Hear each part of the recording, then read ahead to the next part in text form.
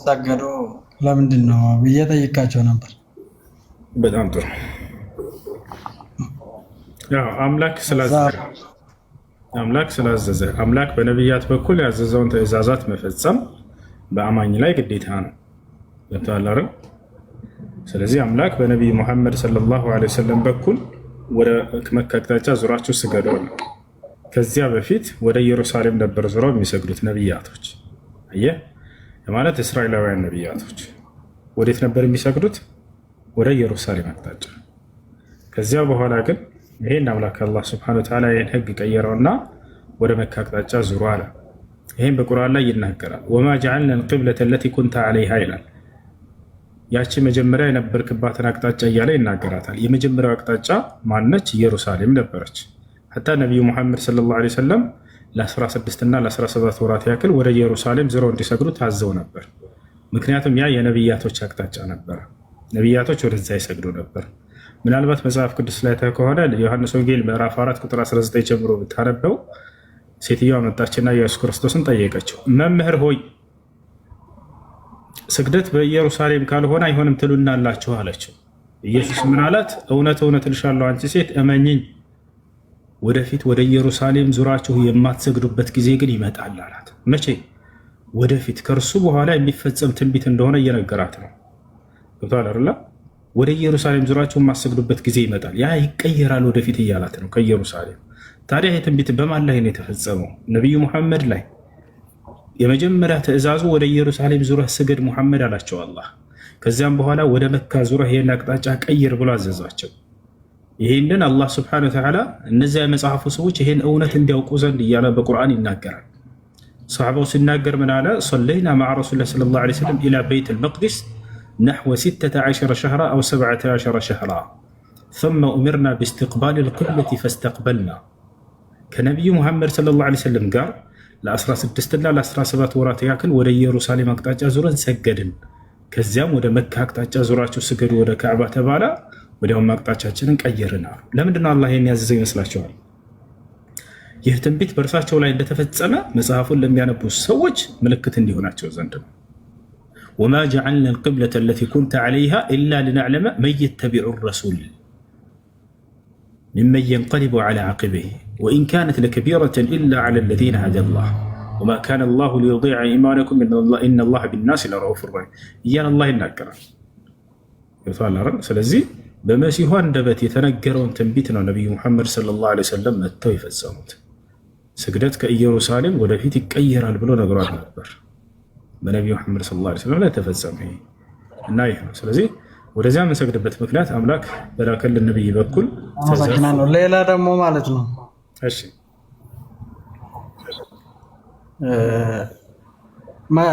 ለምሳሌ አንድ ሰው ስሙት የመቃብር ጥያቄ አለ ብሎኝ ነበር። ለምሳሌ አሁን የመቃብር ጥያቄ ካለ እንደሞት ሰዎቹ ቀብሩ 2 እርምጃ ከሄዱ በኋላ 2 መላእክቶች መጥቶ ጥያቄ ይጠይቋል ምናምን ብሎ ነግሮኝ ነበር። እና እንዴት ሰው ለምሳሌ አሁን ብዙ የማይቀበር ሰዎች አሉ፣ በውሃ የሚበሉ በእሳት የሚቃጠሉ አውሬ የሚበላ ብዙ አይነቶች አሉ የማይቀበሩት። እነሱ ላይ ጠየቁ ነው ወይስ እንዴት ነው? ጥሩ ጥያቄ። ለዚህ ማስረጃ ለዚህ መልስ ነብዩ ሰለላሁ ዐለይሂ ወሰለም ሰጥተውናል። ነቢያችን ሰለላሁ ዐለይሂ ወሰለም እንዲህ አሉ፣ ካለፉት ህዝቦች መካከል አንድ ሰው ነበር አሉ። ያም ሰው አማኝ ነው፣ ነገር ግን ኃጢአትን አድርጓል። ያን ኃጢአት በማድረጉ ምክንያት ይህ ሰው ለልጆቹ እንዲህ ሲል ኑዛዜ ሰጣቸው። ልጆቼ ሆይ እኔ በጣም ኃጢአተኛ ሰው ነኝ።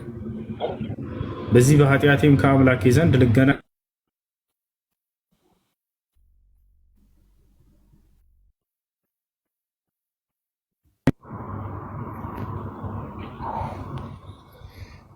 ኃጢአቴ የበዛብኝ ሰው ነኝ።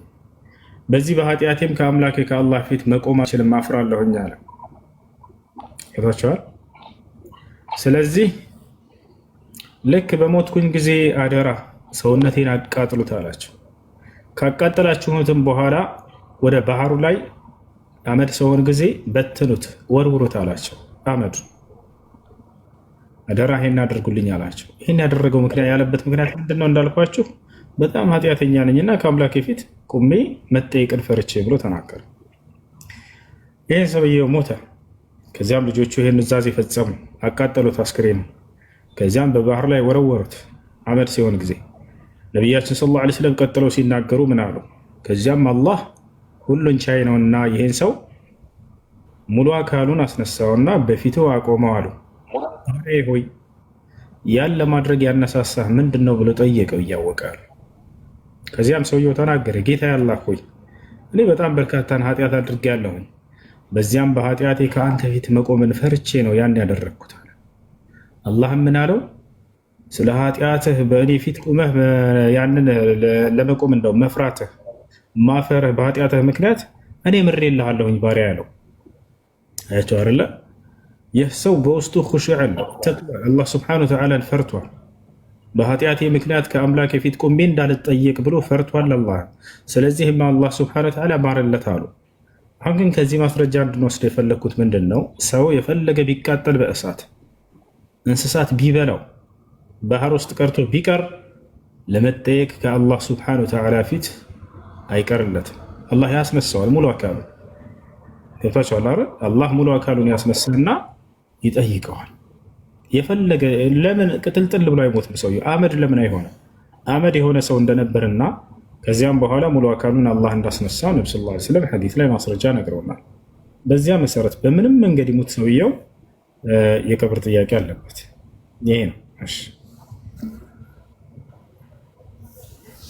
አመሰግናለሁ። በቃሽ ያንን ማወቅ ስለፈለግ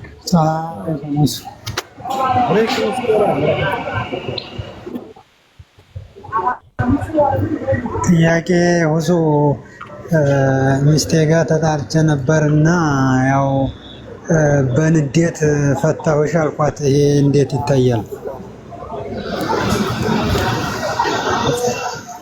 ንዴት ለሁለት ይከፈላል። አንደኛ ራስን ከመቆጣጠር ውጭ ያስወጣል። መጀመሪያ ላይ እሷ ፍታኝ እያለችኝ ነበርና እኔ አልፈታሽም ስላት ከዛ የሆነ ሰዓት ላይ በንግግር ምክንያት ፈትቼሻለሁኝ አልኳት። ሰማኝ ልመልስልህ።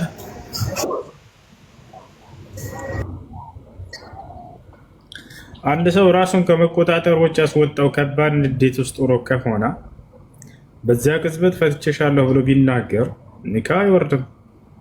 ዑለሞች ይህን አስመልክተው ጠላቁል ገድባን ላ የቃዕሉ የተቆጣ ሰው ፍቺ ኒካህ አይወርድም ብለዋል። ነገር ግን ራሱን መቆጣጠር የሚችል ከሆነ ጥቂትና ትንሽ ንዴት ከሆነች የዛኔ ኒካህ ይወርዳል። ሁኔታህን የምታውቀው አንተ ነው። ራስህን ከመቆጣጠሩ ውጭ ከባድ ንዴት ውስጥ ገብተህ ከሆነ በዚያ ሰዓት የምትለውን የምትናገረውን የማታገናዝብበት ቅጽበት ውስጥ ነህ ከሆነ የዛኔ ኒካህ አይወርድም። ቀላል ከሆነችና የምትለውን የምታገናዝብ ከሆንክ የዛኔ ግን ይወርዳል። ይህን ያስፈልሽ።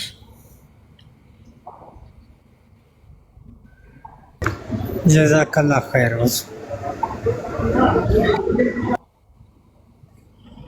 እሺ ጥያቄ ያላቸው የገባችሁ ሰዎች? ሰላም አለይኩም። አለይኩም ሰላም። ሰላም ነው? አልሐምዱሊላህ። እንትን ሆሴ የባለፈው ልጅ እንትን ስሙን ፈልጌ ነበር። የትኛው ልጅ ሳይሆን እንትን ሰውየው ንያ ያደረግነው ወላሂ አላስታውስም። የአባቴ ስም ከሌለ ማግባት አልችልም ማለት ልጁ ለሰው የአባቴ ስም ከሌለ ማስገባት አይቻልም ማለት ብሩን ወላሂ እንጃ የትኛው ልጅ ነው አላስታውስም። ቁርአን ለሚቀሩ ልጆች ንያ ያደረግነው ታስታውሳለህ? ቁርአን ለሚቀሩ ልጆች ለደጋን መርከዝ ለማለት ነው። ጀማሉዲን ሰይድ ምናምን ይላል። ሰይድ ነው አይደለክ? ጀማሉዲን ሰይድ። እሺ አመሰግናለሁ።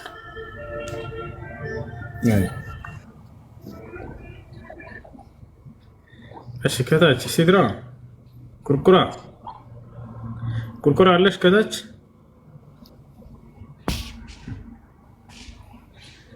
ቁርቁራ ሲድራ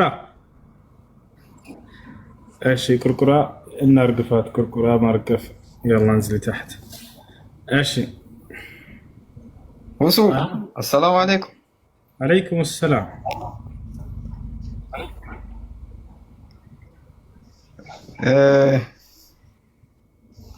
እኔ ቅድም ልጁ የጠየቀው ጥያቄ ላይ ግልጽ አይደለኝም። አንዳንድ ሰዎች ምን ይላሉ? አንዳንድ ሰው እየጾመ እየሰገደ ኢባዳ ሁሉ እያደረገ መጨረሻ ላይ ወይ ከፍሮ እንደ ሳቢቃው ወደ ጃነብ ይገባል ይላል። ይሄ እንዴት ነው? ግልጽ ነው። መጨረሻ ላይ ለጀሃነም የሚዳረገውን ስራ ሊሰራ ይችላል ማለት ነው። ለምሳሌ ላስረዳ። በነቢያችን ሰለላሁ ዐለይሂ ወሰለም ጊዜ አንድ ሰሃባ ነበር። ሰሃባ ጅሃድ እየተዋጋ እያለ ሰሃቦች በጣም ተደነቁበት። ማ አስጀዐ ሀዛ ረጁል፣ ይሄ ሰው ምንኛ ጀግና ነው አሉ ሰሃቦች። ነቢያችን ሰለላሁ ዐለይሂ ወሰለም ምን አሏቸው? ላኪነሁ ፊናር አሏቸው። ግን ይሄ ሰው የጀሃነም ነው አሏቸው። አይ አይደል ሰሃባ ነው፣ ይሰግዳል፣ ይጾማል፣ ጅሃድ ይዋጋል፣ ግን የእሳት ነው አሏቸው ነብዩ ሰለላሁ ዐለይሂ ወሰለም። ሰሃቦች ደነገጡ። በዚህ ጊዜ የእሳት የሚያደርገውን ስራ ይሰራል ማለት ነው በመጨረሻ ጊዜ ብለው ተከታተሉ ሰሃቦች። ይሄን ሰው ልክ ሲያዩት ጊዜ መጨረሻ ላይ ይሄ ሰሃባ የሚገርመው ከጠላት ጋር እየተፋለመ እየተዋጋ እያለ አንዲት ማንም የሚቀርበው የለም ነበር። መጨረሻ ላይ ተጎዳችን። እጅን ሲቆረጥ ጊዜ ይሄንን ህመም መቋቋም አልቻለም። ህመሙን መቋቋም ሲያቅተው ጊዜ ሰይፉን ወደ ታች እንደዚህ እንትኑን ከታች እንደዚህ ተከለና ሰይፉን ወደ ላይ ቀጥ አድርጎ በዚያ ተኛበት። በቃ ራሱን አጠፋ። አያርለ ራሱን አጠፋ። ይሄ ሰሃባ ወዲያው ይሄን ያየ የነበረ ከካህዲያኖች መካከል ነበር። ወዲያው መጥቶ አሽሀዱ አን ላ ኢላሀ ኢለላህ ወአነከ ረሱሉላህ። ምክንያቱም መጨረሻ ላይ ራሱን አጥፍቶ እንደሚጠፋ ይሄ ሰውዬ በትንቢት ተናግረው ነበር። እዛው ቆመው ነብዩ ሰለላሁ ዐለይሂ ወሰለም የእሳት የሚያደርገውን ስራ ይሰራል አሉ። አይደል? ስለዚህ አንድ ሰው አማኝ ሆኖ መጨረሻ ህይወቱ ለእሳት የሚዳርገውን ስራ ይሰራል ማለት እንዲህ አይነት ነው። ለምሳሌ ገብቶሃል አይደል? ያ ሰው መጨረሻ ላይ ራሱን አጠፋ። ራሱን ያጠፋ ደግሞ የእሳት ነው። እሺ ነብዩ ሰለላሁ ዐለይሂ ወሰለም መን ቀተለ ነፍሰሁ ፈሁወ ፊናር አሉ። ራሱን ያጠፋ እርሱ የእሳት ነው ብለው ተናግረዋል። ይሄ ነው ሰው። እሺ ይሄ ነው ታዲያ አሁን አላህ በጻፈው ነው ብለን ነው የምናምነው ወይስ ሰውየው ራሱ ነው የተሳሳተው ነው የምንለው? በሰውየው ስራ ነው። ነገር ግን ይሄን ቀድሞ አላህ ያውቀዋል። ያንንም እውቀቱን በለውሃል መሕፉዝ ላይ አስፍሮታል። በሰውየው ምርጫ የሚሰራውን የወደፊቱን ስለሚያውቅ አላህ ገብተሃል። አላህ ቀድሞ የጻፈው የወደፊቱን ስለሚያውቅ ነው። እርሱ እውቀቱ የተገደበ አይደለም። አላህ ያዕለሙ ማ በይነ አይዲሂም ወማ ኸልፈሁም ይላል። ስለ ባሮቼ የፊታቸውንም የኋላቸውንም አውቃለሁ ይላል። ልክ ለምሳሌ ላስረዳህ እዚሁ ባለህበት ዛሬ ገስት እኔ ጋር መተሃል አይደለ? ማነው ስምህ? ገስት ላይ መተሃል አይደለ? አሁን ገስት ላይ ተቀምጠሃል። በጣም ጥሩ። ገስት ላይ ተቀምጠሃል። ጥሩ። ሁሴን ጋር ሂድና ጥያቄ ጠይቅ ብሎ አላህ ልኮህ ነው አሁን የመጣኸው ወይንስ በራስህ ፈቃድ ሁሴን ጋር ገብቼ ለምን ጥያቄ አልጠይቀውም ብለህ ነው የመጣኸው? በራስህ ፈቃድ ነው አይደለ? ይሄ በራስህ ፈቃድ ነው። በጣም ጥሩ። ግን እዚህ ዛሬ ገስት ላይ ሳትመጣ በፊት አላህ ቀድሞ አንተን ሳይፈጥርህ በፊት እኔ ጋር ገስት ገብተህ እንደምትጠይቅ ቀድሞ ያውቃል አያውቅም? ያውቃል። ስለዚህ ይሄን የሚያውቀውን ቀድሞ የዛኔ ጻፈው። ሁሴን ጋር ገብቶ ገስት ላይ ይጠይቃል ይሄ ልጅ የሚለውን አላህ ሱብሓነሁ ወተዓላ ቀድሞ ያውቃል። ወታለርና ግን ይሄን የገባኸው አንተ በራስህ ምርጫ ፈቃድ ነው የሰራኸው። የገባኸው አይደለ? በራሳችን ነፃ ምርጫ ፈቃድ ወስደን የምንሰራቸውን ስራዎች አላህ ሱብሓነሁ ወተዓላ ቀድሞ ያውቃል። እርሱ በፈጣሪነቱ ማለት ነው። ወታለርና ስለዚህ ያንን የሚያውቀውን አላህ ሱብሓነሁ ወተዓላ ለውሐል መሕፉዝ ላይ አሳፈረው። ማነው አሰፈረው? ጻፈው። ስለዚህ አላህ ጽፎታል ሲባል ጊዜ ያለኛ ነፃ ምርጫ ፈቃድ የምንሰራቸው ሳይሆኑ በሚሰጠን የእድሜ ቆይታ ጊዜ በራሳችን ነፃ ምርጫ ፈቃድ ወደንና ፈቅደን የምንሰራቸውን ነው ቀድሞ አላህ ሱብሓነሁ ወተዓላ የፈጠረው። ይሄ ነው። ስለዚህ ቀደር ሲባል ጊዜ አላህ ሱብሓነሁ ወተዓላ ቅድመ እውቀት ወይንም ቅድመ ውሳኔ ሲባል ጊዜ ይሄ ነው። ሌላው ነገር ያለኛ ነፃ ምርጫ ፍቃድ ደግሞ የተወሰኑ ነገራቶች አሉ። ያንን አይወስነው አይደለም። ያለኛ ነፃ ምርጫ ፍቃድ የተወሰኑ ነገራቶች ለምሳሌ ከተባለ በእኛ ላይ የሚሆኑ ማናቸው ነገራቶች፣ ለምሳሌ አንተ ወንድ ልጅ መሆንህ ነው።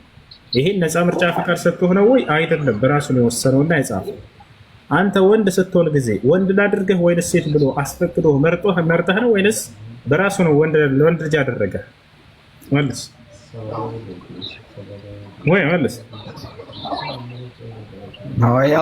ያላህ ስራ ነው። አዎ ያላህ ስራ ነው። በዚህ በራሱ በወሰነው ነገር ደግሞ ልብ በሉ፣ ነገ የትንሣኤ ቀን አይጠይቃቸውም እንዳፈሩ። አላህ ቀድሞ ወስኖብኝ ከሆነ ለምን ይጠይቀኛል የምትሉ ሰዎች ይሄ ነው። እሺ በጣም ጥሩ። ጥቁር ነህ ቀይ? አንተ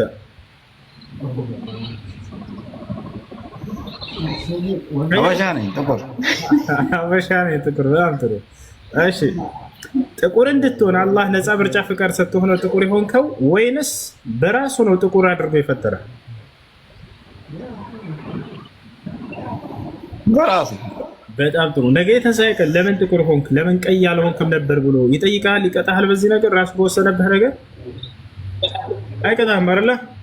ትረበ አይደለ? ስለዚህ አላህ በእኛ ላይ ያለ ነፃ ምርጫ ፍቃድ ሳይሰጠን የወሰነብን ነገራቶች አሉ። በእነዚያ ነገራቶች ላይ አይጠይቀንም።